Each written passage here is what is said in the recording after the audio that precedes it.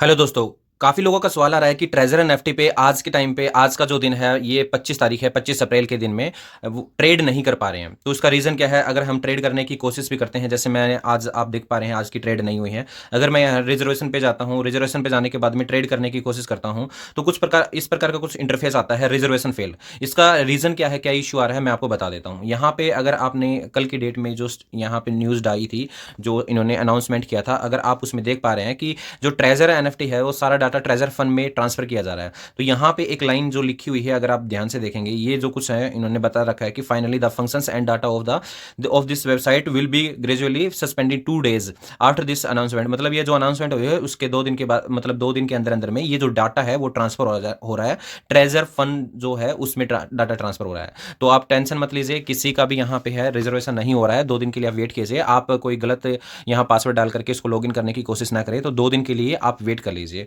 जैसे ही ये साइट सही हो जाती है, प्रोसेस सही होने लग जाएगा, न्यू जो है ट्रेजर फंड में ये प्रोसेस कंप्लीट हो जाएगा, डाटा ट्रांसफर हो जाएगा, तब वहाँ पे आप ट्रेड कर पाएंगे इनके अकॉर्डिंग जो यहाँ पे ऑफिशियल अनाउंसमेंट हुई है ट्रेजर एनएफटी की, उसके अकॉर्डिंग। तो आप इसके लिए वेट कर लीजिए। इसके साथ साथ में आपको एक ध्यान देने वाली बात यह है कि ट्रेजर एनएफटी के यहाँ पे कुछ मेन इंपॉर्टेंट जो जानकारी है वो आपको अपने पास में रखनी है। कि ये जो डिटेल आपको दिखाई दे रही है, ट्रेजर एनएफटी का जो अकाउंट यूजर नेम है वो आपको ध्यान से रखना है। ट्रेजर एनएफटी का अकाउंट यूजर नेम है वो आप संभाल के रखिए, नोट कर लीजिए कहीं, उसका पासवर्ड और उसकी मेल आईडी, और उसके साथ साथ में ईमेल आईडी का जो पासवर्ड वो अपने पास रखिएगा। और जो यूआईडी है, मेन यूआईडी जो ट्रेजर एनएफटी के है वो आपको ध्यान से रखनी है। और ये ट्रेजर एनएफटी का जो ट्रस्ट वॉलेट की जो की है, अगर जो आपने ऐड कर रखा है अगर ट्रस्ट वॉलेट, तो उसकी जो 12 नंबर की होती है उसको भी आपको ध्यान में रखना है। वो सारी डिटेल जो है आपकी सीक्रेट है वो अपने पास रखिए, आप किसी के साथ में शेयर मत कीजिएगा। और ये सारी चीजें हैं आप नोट करके रखिएगा। हो सकता है कि डाटा ट्रांसफर करते टाइम पे आपका डाटा है लॉस्ट हो जाए, तो इसलिए आप उसके पास आपके पास में रखा होगा तो आप उसको यूज कर पाएंगे। और ये जानकारी आपको कहां से मिलेंगी मैं आपको बता देता हूं। ट्रेजर एनएफटी के जैसे एप्लीकेशन माई पे क्लिक करेंगे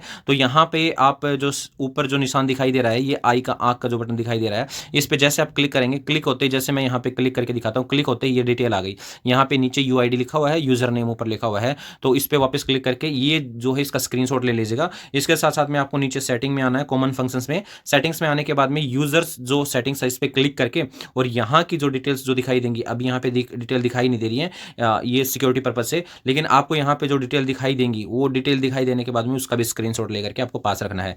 ये इसलिए दिखाई नहीं दी क्योंकि मैं रिकॉर्डिंग कर रहा हूँ, इसलिए दिखाई नहीं दी। सारी डिटेल अपने पास रखेगा। मिलते हैं नेक्स्ट वीडियो में। Thank you so much.